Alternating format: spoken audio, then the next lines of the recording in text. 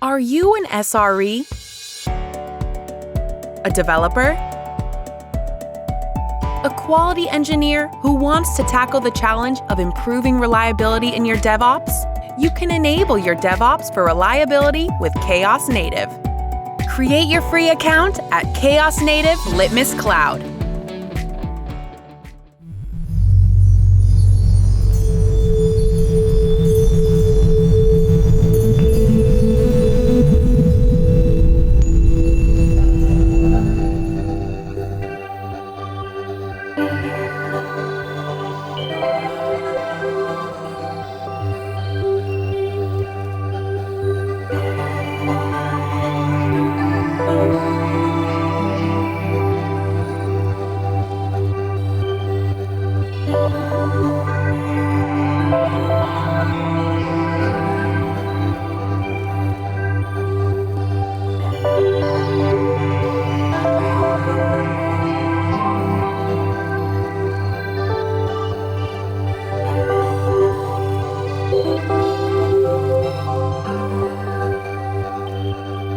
Hello everyone, I hope you're having a great conference. My name is Quintessence and I'm here to talk to you about effective incident response. Jumping right in, and before we talk about incident response, let's standardize on the definition of an incident. An incident is any unplanned disruption or event that requires immediate attention or action. This encapsulates different types of incidents. They can be internal facing, security breaches, data loss, etc. Your definition may differ from ours, and this is how we define incidents at PagerDuty, but as long as it's standardized in your organization, that's fine. The main goal of incident response is to replace chaos with calm, because during an incident, people might be talking all over each other or not knowing who to reach out to, basically trying to get that incident resolved, and then there's a bunch of chaos to get that accomplished. And that chaos is not good for an incident. It's going to increase your frustration, confusion, and it's going to make it slower for you to get to that resolution. The goal of incident response, therefore, is not only about resolving that incident, but doing it in an organized way. So you're trying to reduce how much confusion there is around the response process itself and put as much energy as possible into the actual problem. Saying it another way, the goal of incident response is to handle the situation in a way that limits damage and reduces recovery time and costs. Because even with disorganized response, you'll likely still find a solution, but it'll take longer. The incident might get more severe over time. There might be more data loss if that's the situation, or there might be a longer outage if that's the situation. And there's just more damage overall, more difficulty as the incident continues to escalate, right? So in order to accomplish the goal of effective incident response or calm incident responses, you want to make sure you're mobilizing the correct people. This is the right responders, knowing who to ping for a specific service or whatever the situation is. They need to have that right skill set, and they need to have enough autonomy to take action on whatever's happening. And you also need to make sure that you're learning and improving from each situation so you can build off of your mistakes and avoid them in the future. Automation is also very important, because if you can build automation into your response, it's possible to start triggering the automated response before a visible incident and impacting incident occurs. Rolling back a little bit, when we're talking about incident response, we're talking a little bit about what's known as the incident command system. And who invented this? Certainly not us, right? Actually, that was based on what's called ICS, which was developed as part of wildfire response in Southern California in the 70s. The issue they encountered was that thousands of firefighters needed to respond to massive wildfires, and while each of them individually knew how to handle that type of fire, they did not know how to handle it at scale across the land, but also between each other. So they could not effectively coordinate over the scope of the entire situation. After those fires happened, an agency called FireScope was formed in order to develop a model for the large-scale response for a natural disaster. And one of those was ICS, which is what we're talking about right now, and this became more broadly used for any major incident. And in 2004, the National Incident Management System, or NIMS, was established by FEMA and is now the standard for all emergency management by public agencies in the United States. So this means that ICS is used by everyone for every response from an individual house fire to a natural disaster. And that standardization means that everyone familiar with the process, with the response procedure, is actually able to handle and put more mental energy on that problem, on the fire or on the flooding or whatever the situation is, rather than scrambling to try and define a process on the fly while this natural disaster is going on. This might not feel directly relevant to IT incidents, but the principle is the same. Recall how we define incidents as an unplanned disruption that requires immediate action or attention. The idea is that this definition and the response pattern is as similar across teams as possible, so when they need to coordinate, they can. And this is very similar to what was happening with ICS in the fire response. Building off of that a little further, when defining incidents, it's important to codify what constitutes a major incident. Similar to an incident, it needs to be defined in a way that can be used across teams in your organization. You should be able to make sure that your definitions are short and simple and prevent the stress of, is this an incident or isn't? Or if it is it a major one? And you want to keep all of that in mind when you're writing these definitions. Here at PagerDuty, we define a major incident as any incident that requires a coordinated response across multiple teams. Depending on your needs or your organization, you might want to have a metric or two that you tie to that in order to differentiate a major incident from a so-called regular incident, again, as long as it doesn't become too granular.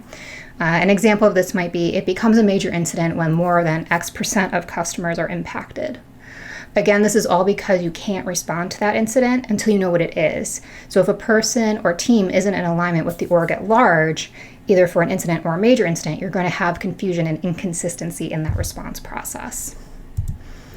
4 things that major incidents have in common. Timing is a surprise, so there's little to no warning, and that the time of the response matters. You need to respond quickly. Having services degraded or down or data loss or breaches, etc., the more time that's going on, the more severe that is, possibly the more money that's being lost, etc. The situation is rarely completely understood at the beginning. You don't normally know why there's an outage. You don't know to necessarily, for example, run a simple setup script or a reset script that might be hanging out somewhere. That'll just kick off a process or reboot a cluster, right? You don't know why this situation is happening. And it also requires mobilizing a team of the correct responders to resolve, and that is the cross-functional coordination. So typically you can determine the severity based on how drastically your metrics are affected. So for example, as the traffic to your website drops, severity can increase. It might start off as a Sev 5. That might look a little bit, let's pick on Amazon for a second.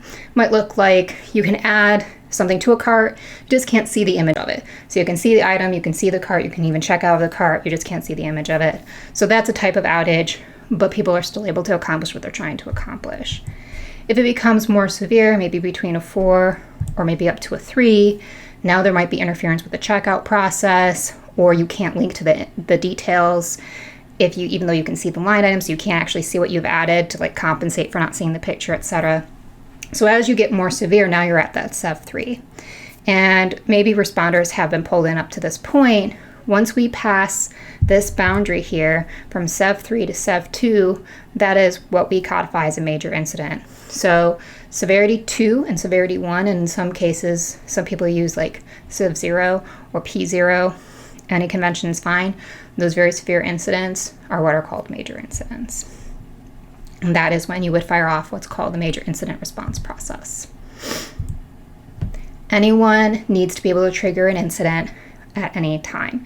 And this is because even well-designed monitors can miss things, and you want to make sure that people are empowered to trigger incidents rather than someone knows something's wrong and they're just sitting there worrying about retribution, about what would happen if they're wrong or other consequences, rather than just setting off the incident, triggering it, having people pulled in who can actually look at it, see if it's a problem or see if they can just close it, right?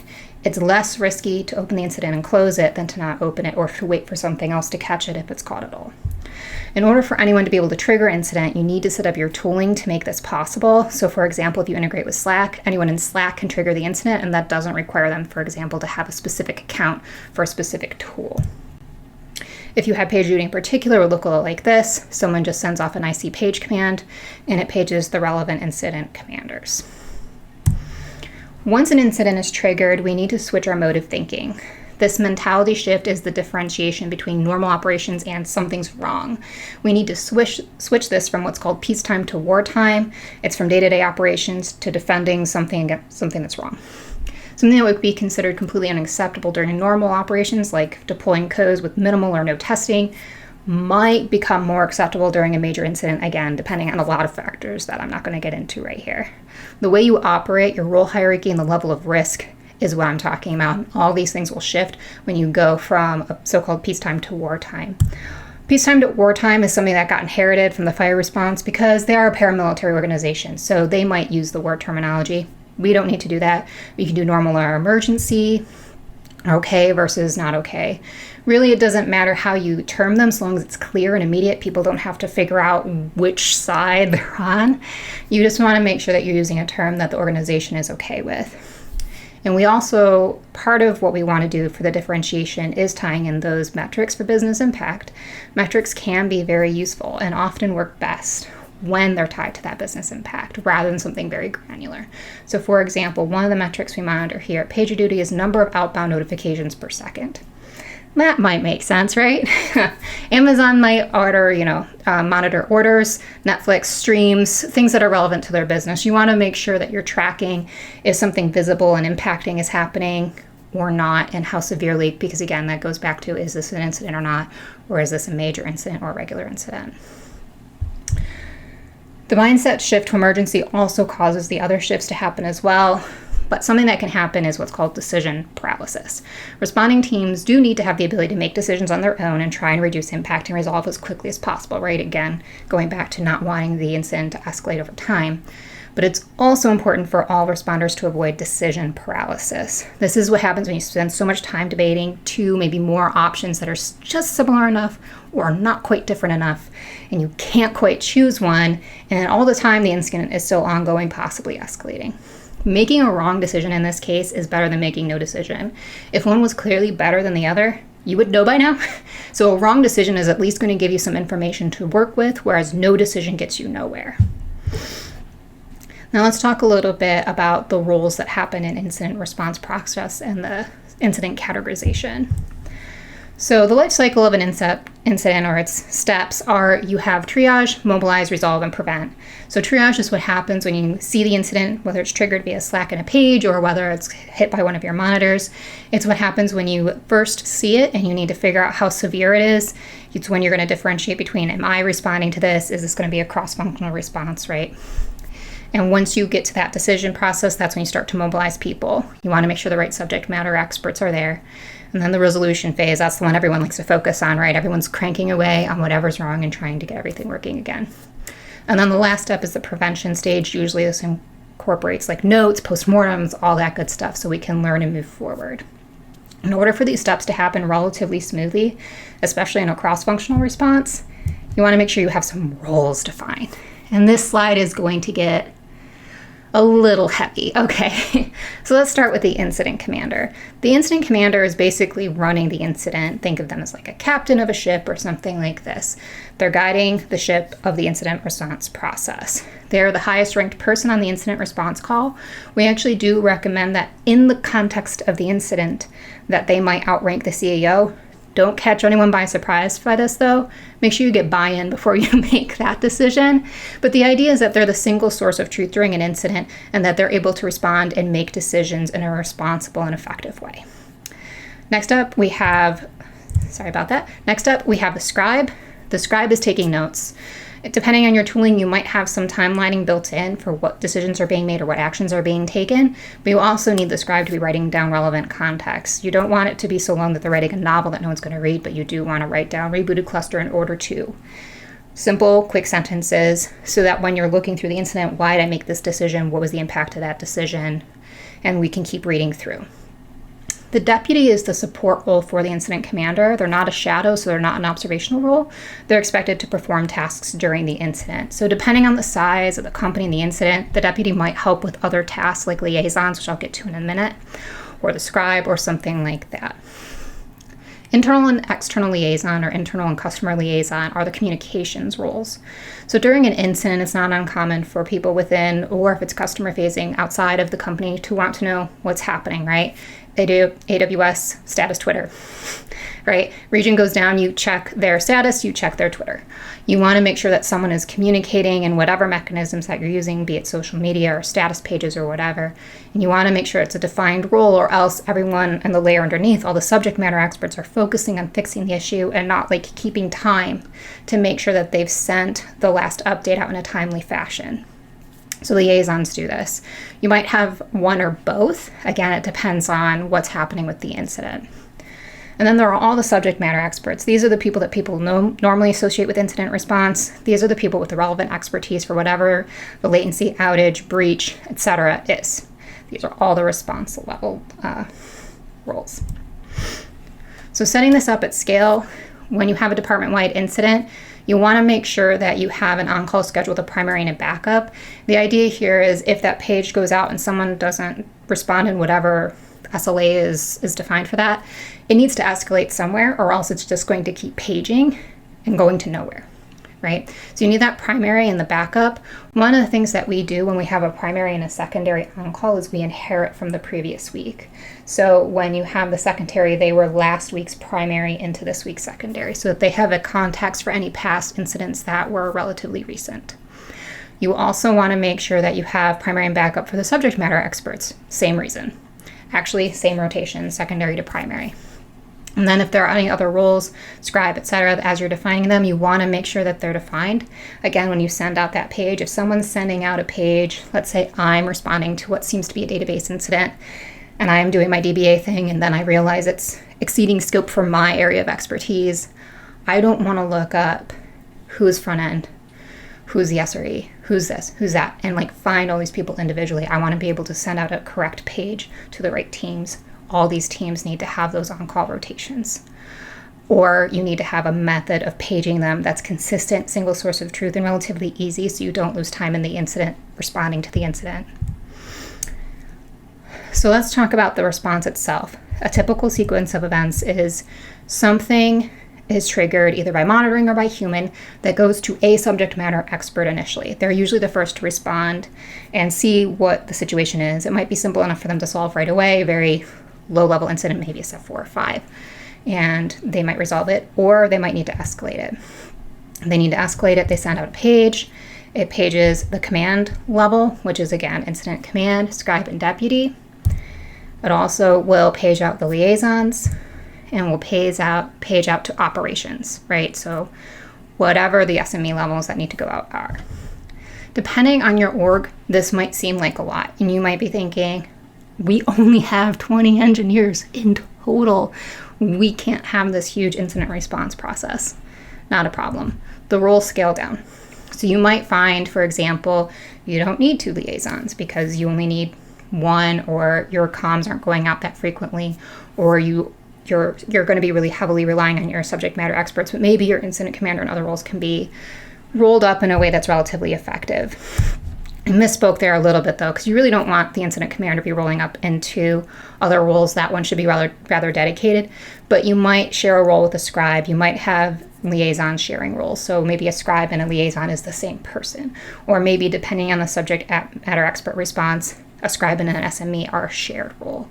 Make sure that this is consistent in a way that makes sense. If you notice that a pairing isn't working as you try to scale down, don't keep using it just separate them out in a way that makes sense for you. Let's review all the different roles and responsibilities, starting with the incident commander, just to provide some more context for what everyone's doing.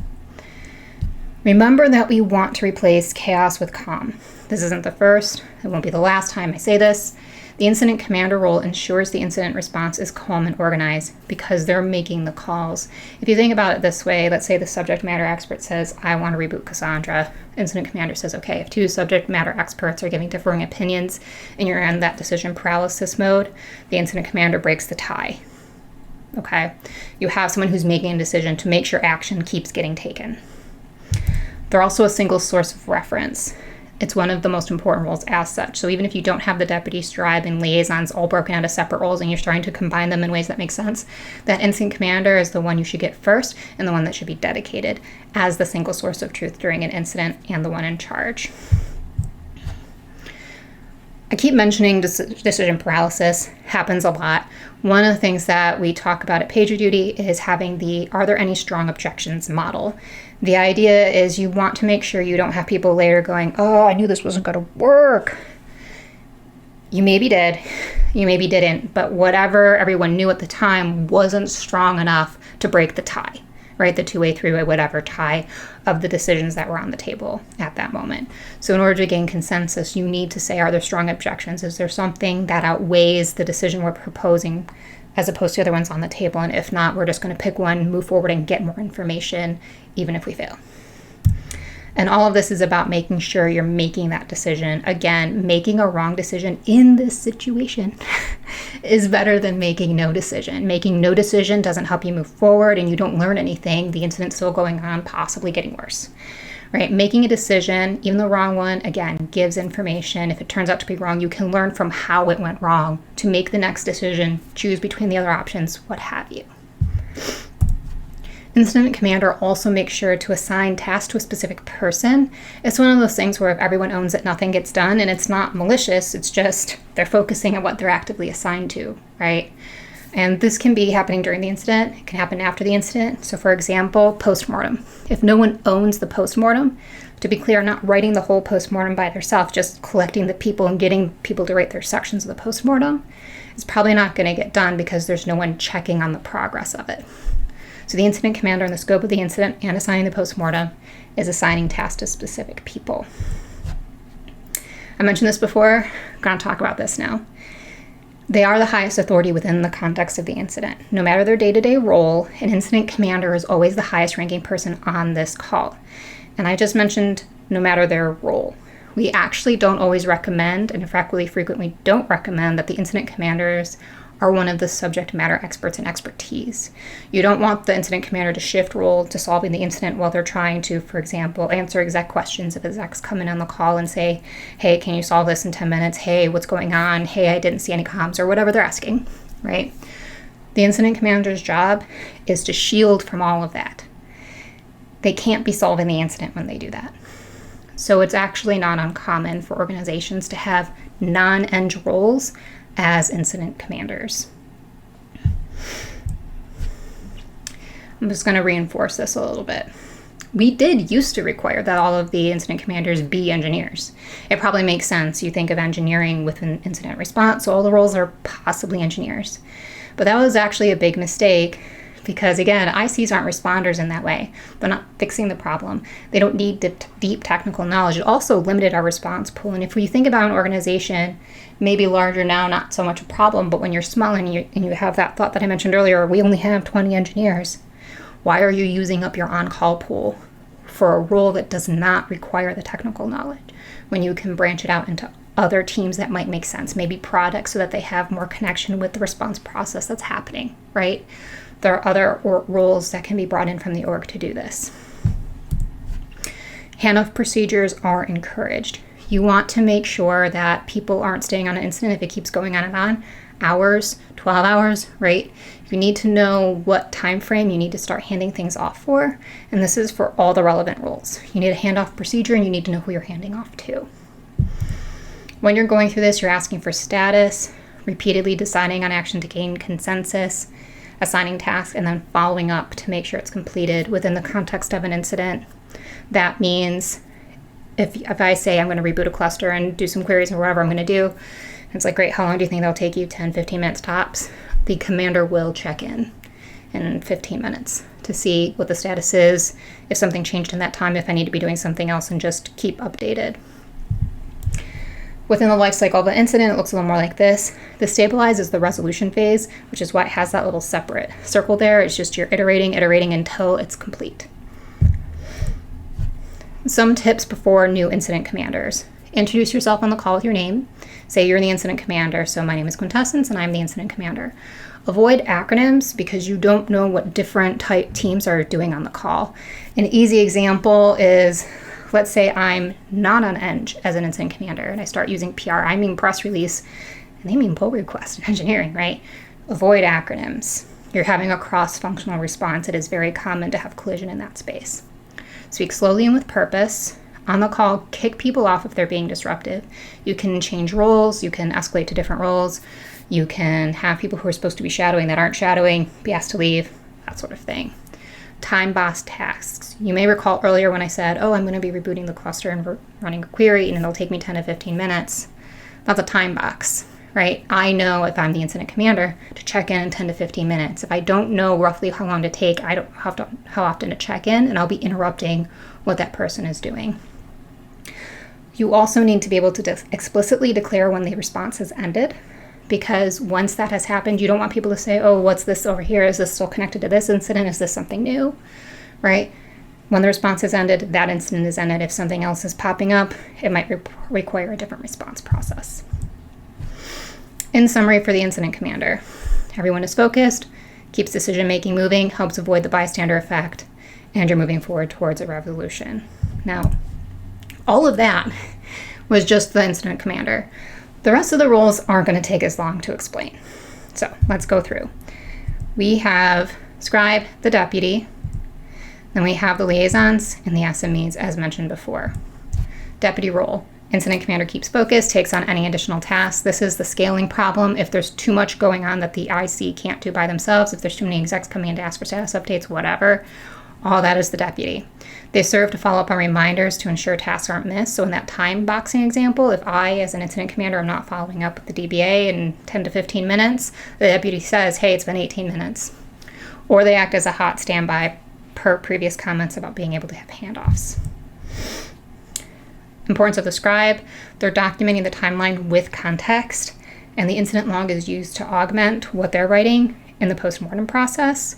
Note when important actions are taken, follow-up items, etc., any status updates. And similar to the deputy and the IC, anyone can be a scribe. You do not need the technical knowledge or the resolution knowledge to write down what's happening. So again, don't box yourself to just the engineering org for all of these roles. Similar for liaison roles. You can have internal and external liaisons, or both as a single role, or both as separate roles. It depends on what's happening and what you need. They're notifying the relevant parties of what's happening. We usually recommend this happens in about a 30-minute cadence. If it's too frequent, people aren't checking and they're just getting overwhelmed with information. And if it's too infrequent, people, especially people who maybe I pick on execs lots because they're the ones that are going to be getting calls if this is a massive incident, right? And they're popping in because they don't have information. It is common to have this be a member of support, though. Some pitfalls. Executive swoop is the one I mentioned the most. We sometimes nickname it executive swoop and poop. The idea is people are swooping in because they don't have enough information and they're trying to get information out of you while you're solving the incident as a result. Or sometimes they try to be helpful. Can we resolve this in some number of minutes, please? We all wish we could, right? But again, this isn't meant to be malicious. People just want to be encouraging or say, have you thought about things? Or they want more information so they can talk to people. Maybe they have a dependency, right? Can I at least know who's impacted so I can start making phone calls, right? That's all stuff you want to kind of buffer again in the incident response process. You want those command and communication roles to buffer the responder roles. There's also a certain amount of do what I say. Oh, did you reboot that cluster? Oh, did you do this? Maybe, right? But we, in the incident call context, have been having a conversation for however long, and then the person who just joined in has none of that history yet, right? One of the things that you can do, though, in this case, is ask people if they wish to take command. Because if they're an incident commander and they take command, like if they're trained in that role, sure, then it's not your problem, right? And if they say no, just say, great. In that case, I need you to, and then give them some direction. I need you to wait for the next status update. I need you to wait till we send out the information, whatever, right? So make sure you always ask this question if someone's being a little bit persistent, because again, it's not normally malicious. They're as anxious as everybody else. Another common pitfall is that failure to notify. That's why the liaison role is separated out. If you don't notify people, they're going to ping you in Slack, in the call, or wherever to get information. On the opposite side, if you ping them too often, it's not usually necessary and it doesn't have enough information, or the status updates are too similar to warrant the frequency, right? Red herrings are things that happen in incidents that are just misleading. This isn't really a part of the incident response process breaking down. This is just the resolution process breaking down, where you think that you need to do something and it ends up being a dependency or something else that looks like it's happening over here and it's happening over there. I'm not going to go through all the anti-patterns here. Suffice it to say, there are lots of things that happen during an incident that can bog down the response. Debating of the severity is something we covered a lot earlier. If you spend your time saying, is this an incident? Is this not an incident? Is it a 4 or a 5? Is it a 2? Is it a 3? You're going to lose time, right? If you don't have the process defined in advance, you're going to lose time. If you don't send out policy changes or have them documented in a single place, people are going to lose time trying to find them, and so on. One I do want to call out, though, is assuming silence means no progress. If you think about it heads down or reading a book, even decoupling from incidents, right? Silence doesn't necessarily mean stopping. Silence just means I haven't been able to send you anything yet.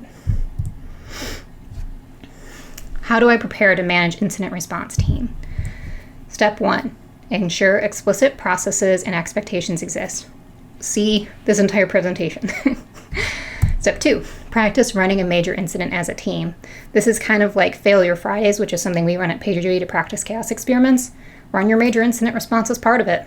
Why not, right? If you have a rare incident, that's awesome. But if you don't practice what you're doing, when they do happen, you're not going to be as agile.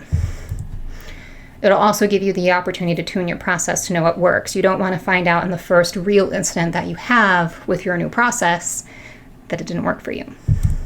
Something that can help with this is checklists. That way you know what you've done, you haven't done, what you need to change next time.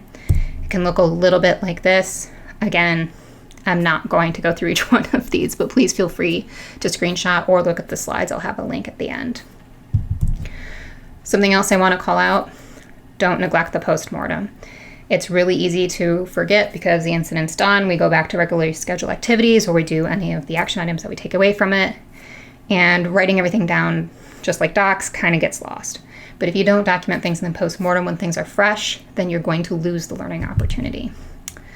So as an overview, you want to make sure you're covering the high level of the impact. This is just a quick, our shopping cart service was down and customers could not purchase new items. Something like that. It's not meant to be very in-depth at that level. And then in the what happened sections, detailed descriptions of what are happening, what response efforts happen. This is when you can really make use of those scribe notes. Then you review the response process itself. What went well, what didn't, and write down any action items.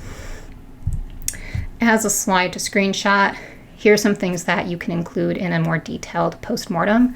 I actually will have a link to a postmortem ops guide that we wrote up here at PagerDuty at the end. So hold on to your seats there. As a quick summary, use the incident command system for managing incidents. An incident commander takes charge during wartime scenarios. Set expectations upward. That specifically refers to the CEO comment about the incident commander being the top one, but basically everything else, right? You want to communicate outward. Work with your team to set explicit expectations and process. Practice, and don't forget to review. All of the links, including the postmortem one I just mentioned, are going to be on this noticed page. So go ahead and go here. I have 4 guides there about response and postmortems and the meetings associated. The topmost link, in case you want to see it just now, is the response ops guide. That ops guide is an expansion of this presentation. So if you want to read more or want to recap everything I mentioned here, it's on this slide. And with that, I'll go ahead and go to Q&A. I'll be available in the Discord, and the link for all of the links that I've mentioned in this presentation, again, are going to be on that notice page. Thank you, and have a great conference.